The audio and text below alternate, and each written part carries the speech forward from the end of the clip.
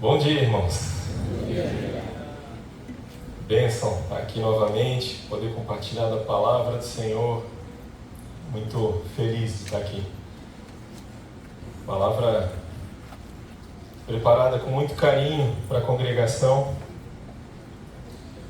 daquilo que o Senhor pôs, depositou no meu coração. Queria compartilhar com os irmãos, o título é A Perseverança nos Dias de Escuridão. Escuridão na vida do crente mesmo, tá? A gente está falando, não daqueles que não creem em Jesus, mas na vida do crente. Aqueles períodos, às vezes longos, de batalha, de sofrimento, que alguns irmãos passam.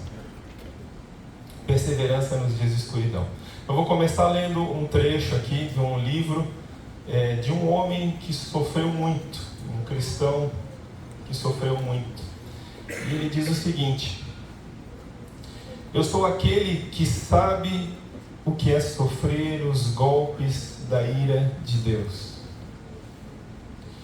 Ele me levou para a escuridão e me fez andar por caminhos sem luz. Com a sua mão me bateu muitas vezes, o dia inteiro. Deus fez envelhecer a minha carne e a minha pele e quebrou os meus ossos. Em volta de mim, Ele construiu um muro de sofrimento e amargura. Ele me fez morar na escuridão como se eu estivesse morto há muito tempo. Deus me amarrou com pesadas correntes. Estou na prisão e não posso escapar. Grito pedindo socorro, mas Ele não quer ouvir a minha oração. Não posso seguir em frente, pois com grandes blocos de pedra Ele fechou o meu caminho. Deus tem sido para mim como um leão de tocaia, como um urso pronto para atacar. Ele me afastou do caminho, me fez em pedaços e depois me abandonou. Ele armou o seu arco e fez de mim o alvo das suas flechas. As flechas atiradas por Deus entraram fundo na minha carne. O dia inteiro as pessoas riem de mim, elas zombam de mim nas suas canções. Deus me encheu de comidas amargas e me fez beber fel até eu não poder mais. Ele esfregou meu rosto no chão e quebrou os meus dentes nas pedras. Já não sei mais o que é paz e esqueci o que é felicidade. Não tenho muito tempo de vida e a minha esperança no Senhor acabou. Eu lembro da minha tristeza e solidão, das amarguras e dos sofrimentos. Lembro-me bem disso tudo e a minha alma desfalece dentro de mim. Pesado, né? Esse trecho que eu acabei de ler, por incrível que pareça, está na palavra de Deus.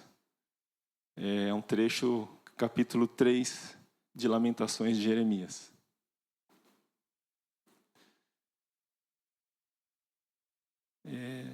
Assim que Jeremias se sentia diante daquilo que ele estava vivendo naquele tempo. Um homem piedoso, um servo do Senhor. Esse era o sentimento dele e o derramar da alma dele perante o Senhor. Então é sobre esse sofrimento dos santos que eu gostaria de compartilhar com vocês. Eu peço a permissão da igreja, eu procuro não fazer isso, mas hoje eu quero ler o que foi escrito aqui, porque é um tema que difícil para mim, que eu não queria ter trazido essa palavra aqui para a congregação, mas para não perder nada, eu vou lendo aqui. Se tiver muito enfadonha, minha esposa me sinaliza ali.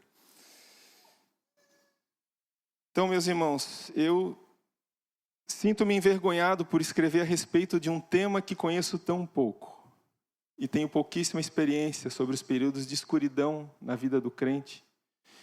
E me pergunto por que então eu ousaria falar sobre esse tema. Eu louvo a Deus porque tenho testemunhado alguns irmãos aqui na nossa congregação, ao meu redor, que pacientemente têm perseverado e aguardado o livramento do Senhor. Vejo irmãos vivendo situações que eu sinceramente não sei como reagiria se estivesse no lugar deles. Mas eu não sei se eu teria a mesma paciência e perseverança. Eu não sei se eu seria capaz de continuar esperando pacientemente como eles têm feito. Por isso eu louvo a Deus pela vida desses irmãos. Esses que nos incontáveis e longos dias de escuridão perseveram. E é por esse testemunho que tenho recebido desses irmãos, por causa deles que eu escrevo e compartilho com a igreja hoje aqui. E quais seriam essas situações? As mais diversas. Enfermidades no corpo, tribulações que não cessam, situações de desemprego, de trabalho, feridas na alma que parecem nunca cicatrizar, a perda de alguém, seja para a morte ou para o descaso. Alguém que nos deixou, um filho que se desviou, uma situação que parece impossível de vencer. Algumas situações com um motivo evidente e outras aparentemente sem um motivo. Simplesmente vieram sobre nós. Falo daquelas que inexplicavelmente se alojaram em nosso íntimo. Um desânimo, uma profunda tristeza que não passa. Irmãos, às vezes até em situações de depressão. Há tantas feridas profundas e de difícil cicatrização que não tentarei completar a lista. Mas pense se você, ou se alguém próximo a você, tem uma dessas feridas. Pense se você conhece alguém que tem passado por um longo período de escuridão.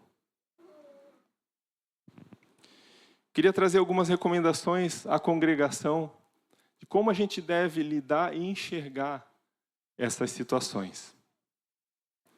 Então, para a congregação, eu quero dizer que nós erramos quando nós rapidamente concluímos que aqueles que passam por uma tribulação, que se arrasta por um longo período, está em pecado. É um cuidado que nós precisamos ter. Erramos quando julgamos que o irmão deve ter cometido algum pecado, não se arrependeu, não confessou, está guardando algo ali, retendo algo, e por conta disso vem o sofrimento. Nós erramos quando nós julgamos dessa maneira. Erramos também quando julgamos que deve ter tomado alguma decisão errada e agora está colhendo. O que ele está vivendo hoje é uma terrível condição, simplesmente das decisões que ele tomou.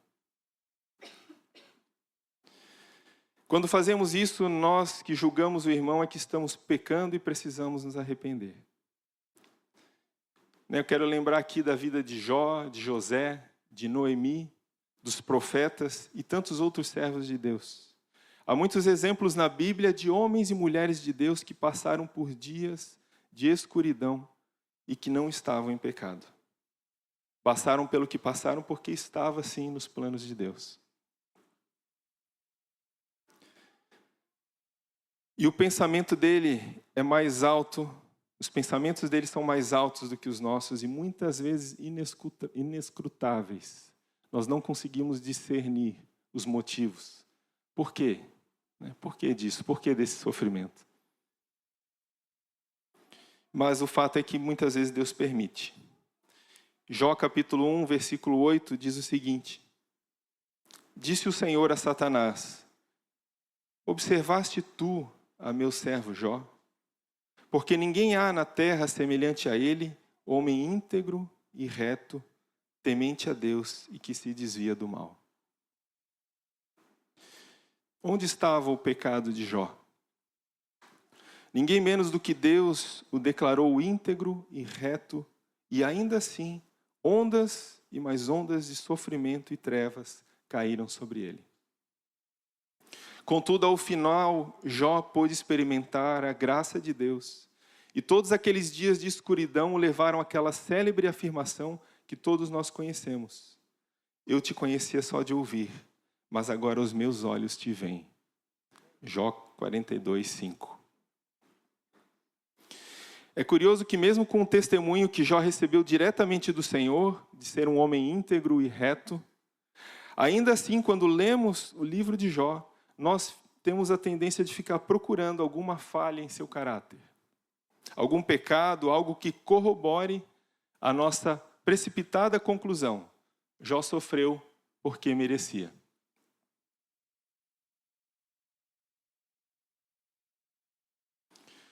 A história de José, filho de Jacó, também nos ajuda a compreender um pouco melhor o sofrimento dos santos. E o que eu gostaria de destacar aqui é como somos apressados muitas vezes em julgar.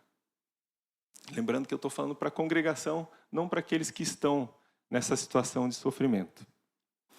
Como temos a tendência de procurar um motivo para a pena, né? Por que ele está passando por isso? Se não é por um pecado oculto, então ele deve estar sofrendo por alguma decisão errada. Nós pensamos equivocadamente.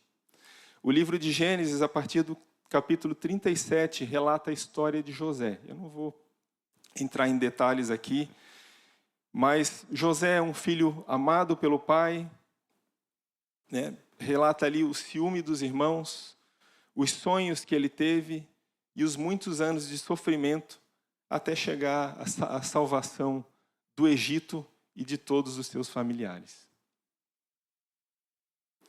É comum ouvirmos que todo aquele mal que sobreveio a José veio por uma decisão errada que ele tomou.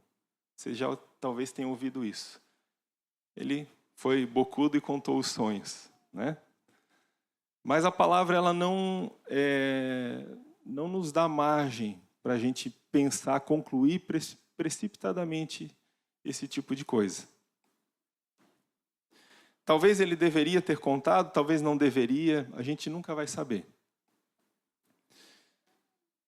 Se ele contou por orgulho, se foi precipitado, se foi ingênuo, tudo é conjectura nossa. O que a Bíblia deixa claro é que Deus tinha um plano por trás de tudo que aconteceu. Gênesis 45, versículo 8, diz o seguinte: não fostes vós que me enviastes para cá, e sim Deus. Isso é o testemunho de José para os seus irmãos que tanto sofrimento tinham levado para a vida dele. Vocês, em Gênesis 50, versículo 20, vocês intentaram o mal contra mim, mas Deus o tornou em bem, para fazer como se vê agora, conservar muita gente com vida. O próprio Novo Testamento reforça a missão de José em Atos 7:9. Os patriarcas, tendo inveja de José, venderam-no para o Egito, mas Deus era com ele. Amém? Deus tinha um propósito. Novamente, eu afirmo aos irmãos, muitas vezes a gente não sabe qual é. Os planos do Senhor, os pensamentos dele são mais altos do que os nossos. Mas Deus tinha um propósito em tudo aquilo que esses homens viveram. E claro, né, quando a gente tem o começo, meio e fim da história, fica mais fácil da gente entender que Deus tinha um propósito. Mas para quem está passando pelo sofrimento, né, e não enxerga uma luz no fim do túnel, é muito mais difícil. Sim. Ele teve antes já, né? Só que e manteve, né, isso no coração, guardou, tanto que ele se guarda em santidade durante todo o processo. Mas a gente vê casos, como eu li no início de Jeremias, de um desespero completo. O se, né? Se fosse isso, se fizesse aquilo, nós nunca saberemos. Se ele tivesse feito tal coisa, se a decisão tivesse sido outra, se José não tivesse contado os sonhos, ele não passaria pelo que passou? A nação egípcia e os seus familiares morreriam de fome? Nós não sabemos. O se, na verdade, ele não existe. O que aconteceu, aconteceu, e que sirva, sim, né, de aprendizado para as nossas ações hoje. O importante aqui, né, que eu quero frisar com vocês na vida de José, é a revelação que ele teve a respeito do Senhor. O mal, Deus o tornou em bem. Nós não sabemos quando, nós não sabemos como, mas chega o momento em que Deus transforma o mal em bem. Portanto, meus irmãos, não julguemos aqueles que passam por grande sofrimento. Só o Senhor conhece o fim da história e todo o mal sofrido hoje pode tornar-se em bênção amanhã. Pelo contrário, acima de tudo, olhe para eles, para esses irmãos, para esses que têm perseverado, e contemple a beleza da perseverança em meio aos sofrimentos. Essa deve ser a posição da igreja. Louve a Deus porque esses irmãos têm perseverado em meio a intermináveis lutas e tribulações. São admiráveis, notórios, homens e mulheres dos quais o mundo não é digno, como fala em Hebreus. São irmãos que nos inspiram a caminhar com maior firmeza e determinação. Ore por esses irmãos. Ore para que Deus continue concedendo graça para suportarem o pesado fardo. E como diz em Gálatas 6, se for possível, ajude a carregar os seus fardos, servindo e orando por aqueles que sofrem. Seja compreensivo e paciente com os que sofrem. Por último, de recomendações para a congregação, cuidado com os muitos conselhos e recomendações, principalmente do tipo faça isso, faça aquilo, atribuindo mais tarefas e obrigações para quem já está cansado e sobrecarregado. Não faça isso. Há momentos que muitas palavras e conselhos não surtirão efeito e a única coisa que devemos fazer é estar ao lado desses irmãos. É dizer, eu estou aqui, você não está sozinho. Essa deve ser a posição da igreja para com esses irmãos. Amém? Tá enfadonho? Tá dando para acompanhar? Então tá bom, então vamos seguir. Agora a recomendação aos irmãos que passam por esse período de trevas, esses dias de escuridão. Primeiro conselho, não carregue culpa ou condenação. Aos irmãos que passam pelo sofrimento, eu gostaria de animá-los e exortá-los a não ficar se perguntando, ou perguntando para Deus, onde foi que eu errei? É muito comum acontecer isso, né? Ficar às vezes anos atrás de uma resposta e perguntando, onde que eu errei? Claro que os nossos atos têm consequências e às vezes nós mesmos nos metemos em situações desastrosas. Por vezes nós mesmos cavamos o nosso próprio buraco, é verdade. Quem aqui tem filho já deve ter livrado os seus filhos de alguns buracos, de algumas enrascadas.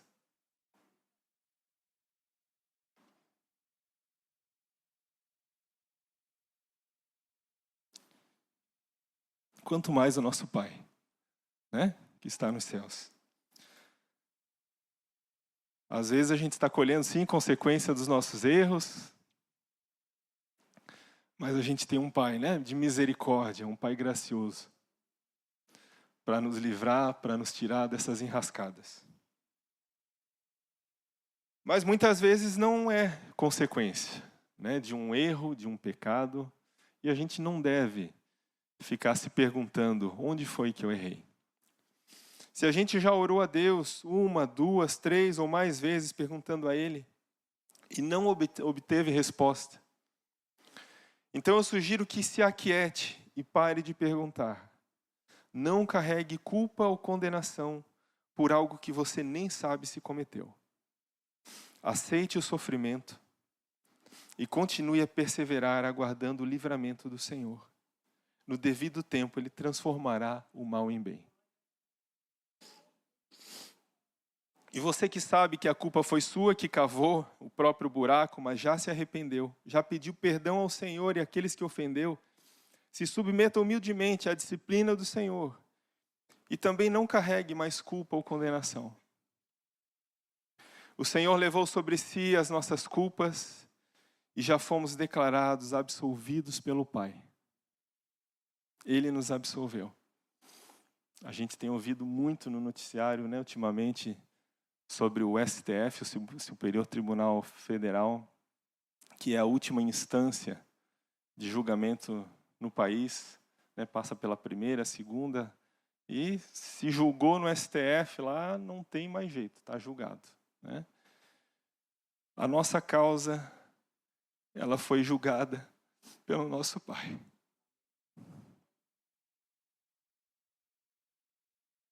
Pelo Deus, Criador de todas as coisas, o Rei dos Reis, o Senhor dos Senhores.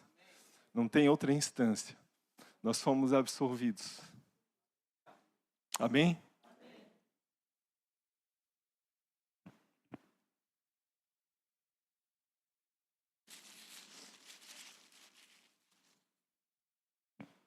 Aguarde que nosso Deus é poderoso para transformar o mal em bem. Onde abundou o pecado, superabundou a graça.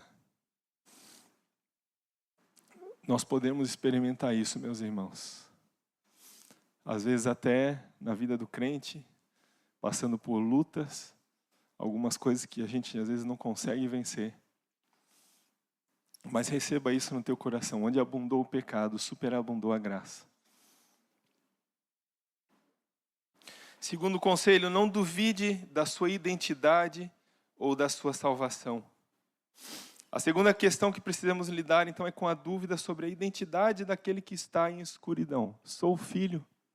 Sou convertido? Essas dúvidas são semeadas por Satanás e precisam ser confrontadas e destruídas pela palavra de Deus. O Senhor Jesus passou pela mesmíssima situação e nos ensinou o caminho. No deserto, muitos dias já se haviam passado desde que ele tinha ouvido a voz do Pai afirmar: este é meu filho amado. E agora, cansado, só e fraco, Satanás indaga: se és filho. Se és filho, transforma as pedras em pão. Se és filho. E ele 3 vezes ele questiona a identidade do Senhor Jesus. Se sou filho, por que eu sofro? Se sou filho, por que estou fraco? Se sou filho, por que esses intermináveis dias não passam? A resposta do filho foi: nem só de pão viverá o homem, mas de toda palavra que procede da boca de Deus. Nosso Senhor Jesus, ele estava fazendo referência àquilo que ele tinha ouvido antes de ir para o deserto. Este é meu filho amado, em quem me comprazo.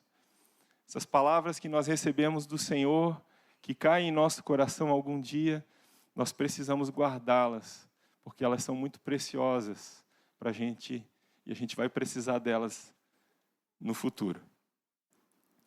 Nosso irmão mais velho, então, lembrou da palavra de Deus. Ele guardou em sua mente e em seu coração.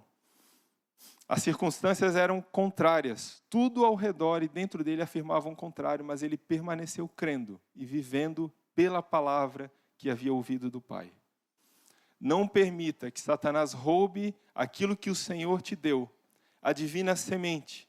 Não permita que ele ponha em dúvida a sua identidade. Graças ao bondoso Deus, a nossa identidade não está em nós mesmos. Ela está segura em Cristo. Colossenses 3,3 diz o seguinte: a vossa vida está escondida com Cristo em Deus. Eu realmente não consigo entender como algo tão pessoal como a minha identidade, quem eu sou, pode estar fora de mim, em Cristo. Mas graças a Deus por isso. Se estivesse em mim, facilmente eu perderia. Se a salvação ela estivesse nas minhas mãos, o poder de manter ela, certamente eu já teria perdido há muito tempo. Mas a nossa salvação ela está segura em Cristo, na rocha, que é Jesus. Na obra dele, realizada na cruz. Amém? Então não pergunte em teu coração, como que pode ser assim? Duvidando do texto. Muitas vezes, algumas coisas a gente não entende. Mas recebe no teu coração a palavra do Senhor. A gente não deve ler o texto sagrado dessa forma. Como diz em Romanos, a palavra está perto de ti, na tua boca e no teu coração. Quem subirá aos céus? Quem fez isso? Quem fez aquilo? Não, a palavra está perto de ti, na tua boca e no teu coração.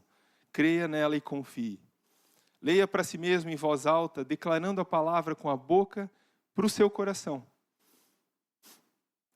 Eu não entendo como, mas aceito, confio. A minha vida está escondida com Cristo em Deus, como diz as Escrituras. Amém? Terceiro conselho. Cuidado com os pecados que podem acompanhar a dor. Então, o terceiro conselho é para que o sofrimento não o leve ao pecado. As provações pelas quais passamos podem nos aproximar de Deus, como vimos no exemplo de Jó, mas também podem nos afastar. Não exatamente as provações, mas os pecados que tenazmente nos assediam aqueles que sofrem. Eu quero citar 3 aqui: murmuração, autocomiseração e amargura. A murmuração na Bíblia, ela está quase sempre relacionada com a falta de confiança em Deus. A gente pode lembrar, por exemplo, do povo de Israel no deserto, né, de quantas coisas que eles viram, mas o sofrimento que eles passavam levava sempre eles novamente a duvidar da fidelidade de Deus e, por consequência, a murmurar. Esqueciam da fidelidade e da provisão de Deus em situações passadas e não confiavam que Deus proveria novamente. Diante das dificuldades, devemos guardar os nossos lábios da murmuração e declarar a nossa confiança no Senhor. Segundo, a autocomiseração é o desejo que nós temos de colocar a nossa dor e sofrimento no centro das atenções. É quando passamos a pensar e falar com frequência sobre o tema, quando busco atrair a atenção dos outros para mim, para o meu sofrimento, a fim de que tenham pena de mim. O antídoto é justamente tirar o meu problema do centro e buscar me ocupar com os outros. Claro, na medida das nossas forças. Orando, servindo e amando. Geralmente, bons sofredores são bons consoladores. Paulo fala um pouco sobre isso, né? Com a consolação que eu recebi, eu posso consolar a outros. Eles conseguem sentir a dor do outro melhor do que ninguém. Portanto, você que está sofrendo, na medida do possível e das suas forças, procure ser um ombro amigo e ouvidos compassivos, com compaixão para outros que sofrem. Terceiro, a amargura. Talvez seja o mais perigoso pecado daquele que sofre. O sofrimento deve nos levar a buscar a Deus com o coração aberto e sincero. Ore, chore, reclame, fale tudo que você sente na presença de Deus, como a gente leu naquele texto lá no início de Jeremias. Tenha completa liberdade diante do Pai que o ama e o ouve. Essa é a atitude correta. Cuide para não se voltar contra Deus. Cuide para não se fechar. O amargurado é aquele que deixa de orar porque está magoado com Deus. Não crê mais na sua bondade e não tem mais esperança. É aquele que deixa Deus de lado e quer resolver por ele mesmo. Chateado, ressentido, amargurado pelo que está passando. Essa raiz de amargura cresce e esfria, endurece o nosso coração. Não permita que a amargura tome o seu coração. Por mais estranho e dolorido seja o que você está passando, o Pai não o abandonou, não errou e o ama profundamente. E caso você hoje, se sinta amargurado, saiba que há cura na presença do Senhor. Derrame o seu coração diante de Deus, fale tudo o que você pensa a Ele e permita que Ele o cure. Amém? Quarto conselho, inspire-se nos Salmos. Principalmente nos Salmos de Davi. E por que eu digo isso? Porque o rei Davi foi alguém que sofreu muito ao longo da sua vida e ele soube lidar com o sofrimento da maneira certa. Sofreu injustamente por longos anos, no período que ele é ungido rei por Samuel, até a coroação dele, foram em torno aí de 15 anos. 15 anos de penoso sofrimento, sendo perseguido por Saul, errante pelos desertos, pelas covas. A família dele toda foi arrastada junto com ele, os pais dele, nesse sofrimento. Completamente injusto. Mas Deus permitiu que ele passasse por isso e que ele se tornasse o rei que ele foi. E que escrevesse os salmos que nos consolam até hoje. Então inspire-se nos salmos, leia. É muito comum a gente ver um padrão. Começa com lamentos, com reclamações, estou na cova, me abandonou, mas termina em louvores. É muito importante a gente meditar nisso, receber isso no nosso coração, se identificar com aquilo que o salmista está passando e a gente terminar dessa mesma maneira também, louvando ao Senhor e esperando o livramento dele. Por fim, meus irmãos, a esses que têm sofrido profundamente, continuem perseverando. Perseverem. Continuem sendo esses homens e mulheres dos quais o mundo não é digno, notáveis nessa geração. Vocês têm sido exemplo e uma bênção no meio da igreja. Talvez vocês não pensem assim, mas de fato é. Bendito o homem, Tiago 1,12, que suporta com perseverança a provação. Porque depois de ter sido aprovado, receberá a coroa da vida, a qual o Senhor prometeu aos que o amam. Saiba que o Senhor ainda é Senhor e soberano. A sua vida pode parecer caótica e virada do avesso, mas o Senhor está no trono e, por fim, a luz da aurora se levantará até ser dia perfeito. Queria concluir com a continuação do capítulo 3 de Jeremias, a partir do versículo 20, que é o que eu terminei lá no início, o último versículo que eu li. Lamentações de Jeremias. Capítulo 3, 20, diz o seguinte: Lembro-me bem disso tudo e a minha alma desfalece dentro de mim. Todavia lembro-me também do que pode dar-me esperança. Graças ao grande amor do Senhor é que não somos consumidos, pois as suas misericórdias são inesgotáveis. Renovam-se cada manhã, grande é a tua fidelidade. Digo a mim mesmo, a minha porção é o Senhor, portanto nele porei a minha esperança, nele esperarei. O Senhor é bom para com aqueles cuja esperança está nele, para com aqueles que o buscam. É bom esperar tranquilo pela salvação do Senhor. É bom que o homem suporte o jugo enquanto é jovem, leve-o sozinho em silêncio, porque o Senhor o pôs sobre ele. Põe o seu rosto no pó, talvez ainda haja esperança. Ofereça o rosto a quem o quer ferir e engula a desonra, porque o Senhor não o desprezará para sempre. Embora ele traga tristeza, mostrará compaixão. Tão grande é o seu amor infalível. Porque não é do seu agrado trazer aflição e tristeza aos filhos dos homens. Amém? Queria pedir, casalzinho aqui, Samu, por favor, vem aqui. Eles cantaram uns cânticos muito preciosos hoje. Eles estavam cantando aqui, sobre os olhos do Pai. É engraçado, ontem eu estava lá em casa, na sala.